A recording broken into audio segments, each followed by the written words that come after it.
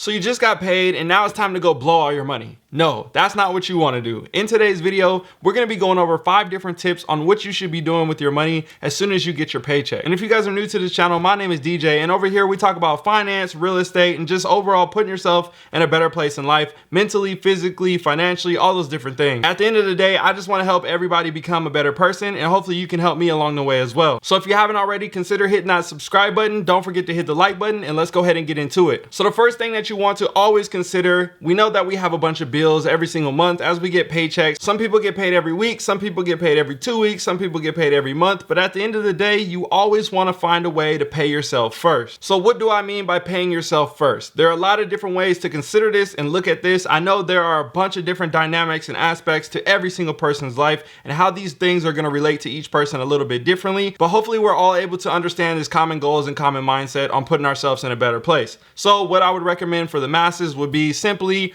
finding a way to create a savings for yourself that you have an emergency fund. So you may not think that's paying yourself first, but at the end of the day, you do need to make sure that you're taking care of yourself. So that way you can make sure if there's an emergency that happens down the line, or you need to get something and your tire blows out or whatever it is, you already have money set aside. So that way you can take care of your everyday needs and you're okay in the future. So when it comes to saving that money on the side, I would always recommend saving 5 to 20% of your check. That way you have it towards that rainy day fund. Once you get that rainy day fund to the number that you desire, then you can start using that money to invest, which we'll talk about a little bit later in the video. Right now, living in America, I feel like a lot of people on average are gonna probably need somewhere around $2,000 saved up for their rainy day fund. You can also consider thinking about your 3 or 6 month expenses. So taking your monthly expenses, figuring out how much it is. So say your monthly expenses are $3,500 or let's say it's $3,000, right?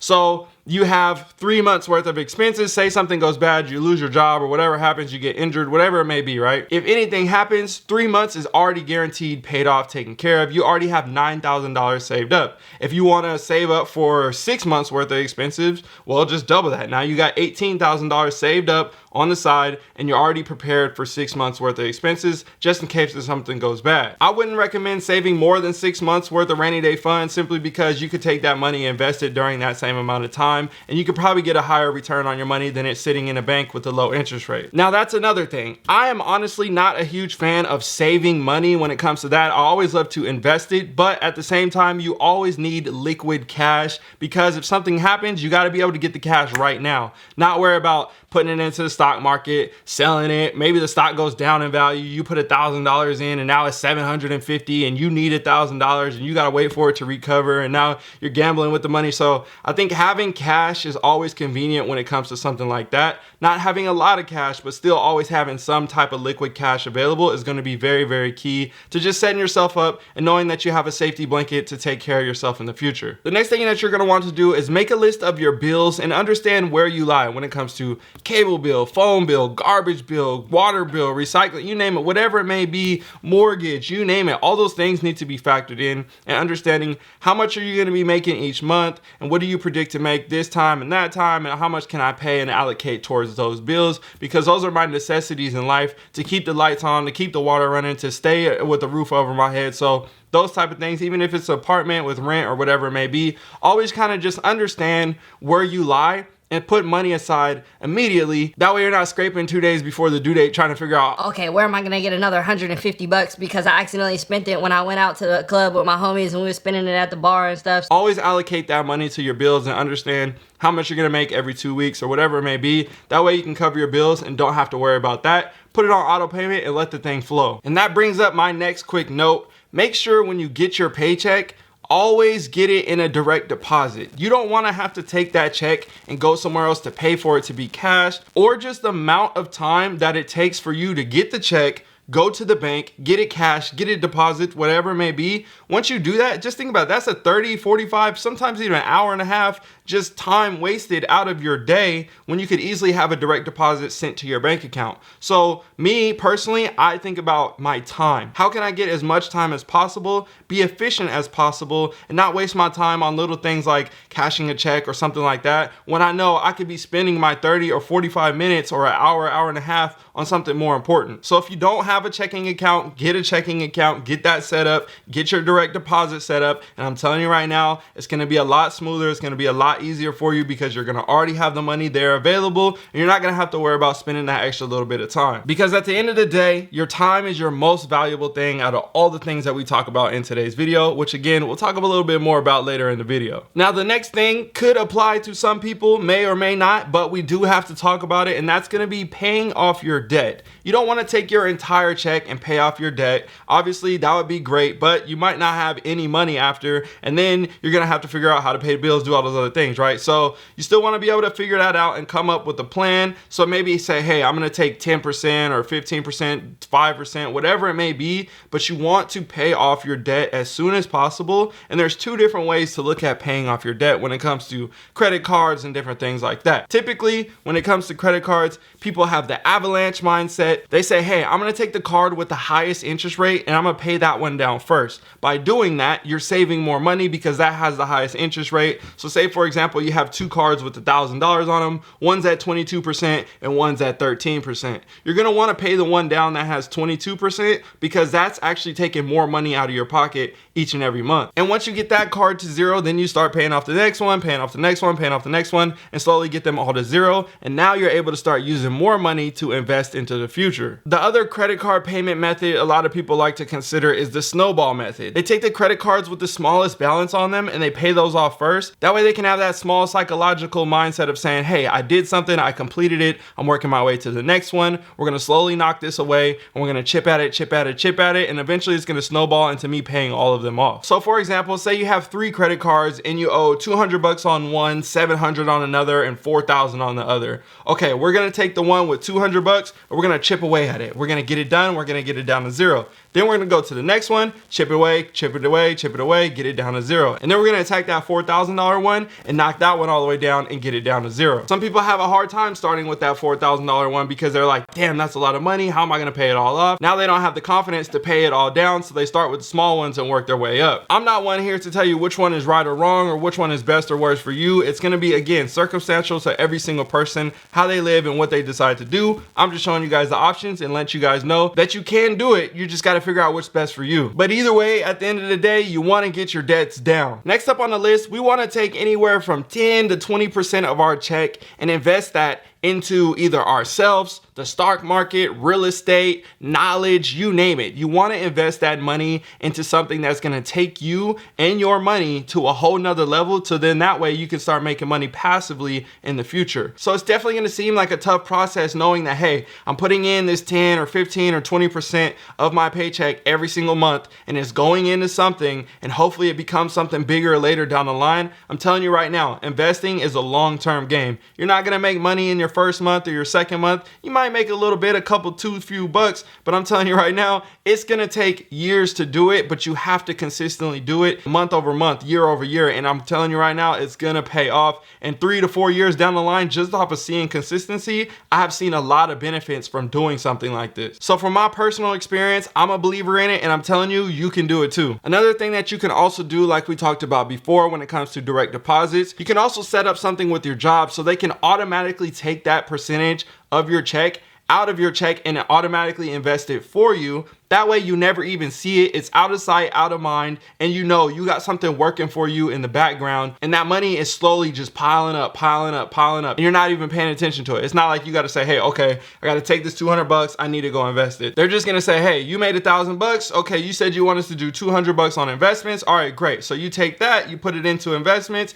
and now you just automatically get your $800 every single month, and then you make your calculations based off of that because you know you're automatically investing and you don't even have to worry about no other side investment. Some people consider that as a method of passive investing. That way you don't have to really worry about it. It's something that's consistent and you're always just doing it. And typically when it comes to investing and doing all these things, you want to do this more when you're getting more out of debt when it comes to credit cards and things like that. Typically a credit card is going to charge a higher percentage than you're going to make on your investment initially per year. So you want to try to get as much as you can paid down, so that way you have more money coming in later off of your investments, because those credit cards, I'm telling you, bro, They be taxing people and they don't realize how much they're losing by paying those credit cards every single month, by paying that minimum payment. So always, again, try to make more than the minimum payment. Now, the next thing is one very, very, very important thing, and that is going to be determining your wants and your needs. You want to go to that concert.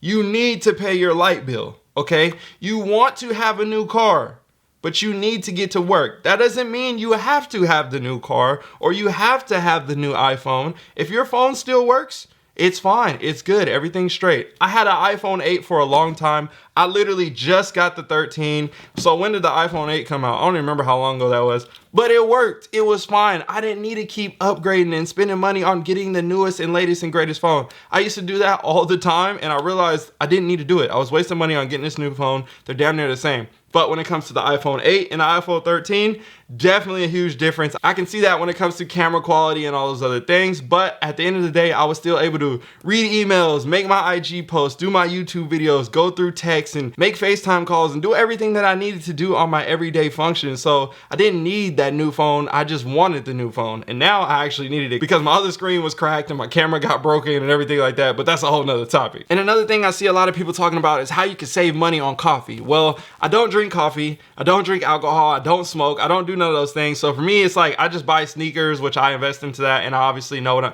that's a whole other topic anyways. I don't really have that type of everyday thing. I'm just like into alkaline water. I drink alkaline water. I was buying bottles, gallons of alkaline water. They're like $4 somewhere around there per gallon. And next thing you know, I'm realizing, I'm like, bro, I'm spending, let's say $4. I think it was a little bit under that. It was like $3.50 or something like that.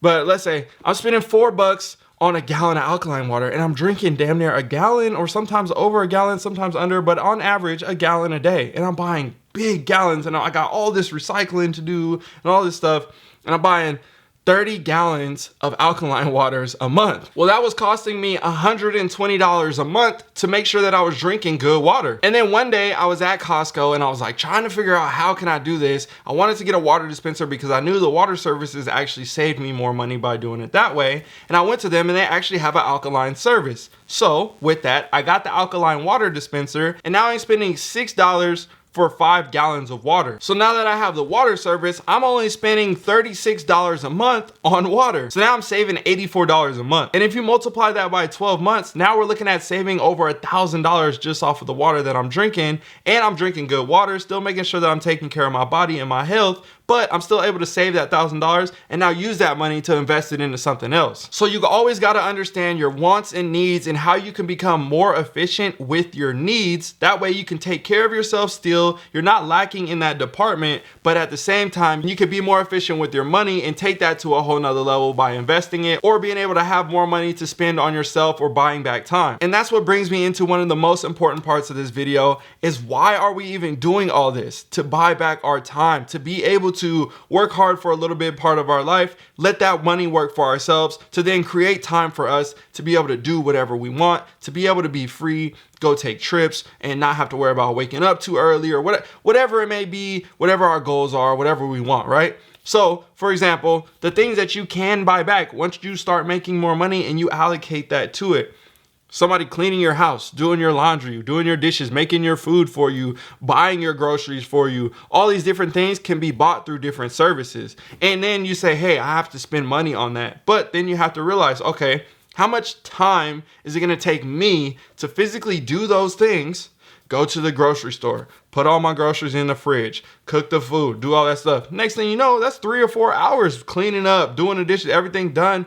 And you're like, damn, bro, I just did all this stuff and I feel like I only did a couple things. You did all this stuff over a 4-hour period, right? And now you're like, I could have been making more money doing something else that's more productive, while I could have just paid for somebody else to do it at a cheaper price than the amount of money that I would have been making doing something else. I have a lot of friends that are doing very, very well in life, and they are all about buying back time. And I'm starting to learn and understand that more as I grow financially and mentally and physically and all these things. And I'm telling you, I am loving the concept of buying back time. That's something that's very, very important to me. I know we can make as much money as we want. We can have all the material things as we want, but they will continue to come and grow and all those things. But time is something that we will never get back, and I think is very, very important. Cherish your time, understand your time, enjoy your time, believe in it, trust it. I know you can do it. If you guys have any other questions, comments, or concerns, drop them down below in the comment section. I just wanted to make a quick tips video for you guys for what to do when you get your check. That way you can set yourself up for the future and you never have to really worry about working no more because you're making all the investments now to pay off in the future. So I hope y'all enjoyed this. If you haven't already, consider subscribing. I'll see you guys in another one. All right, y'all, I'm out.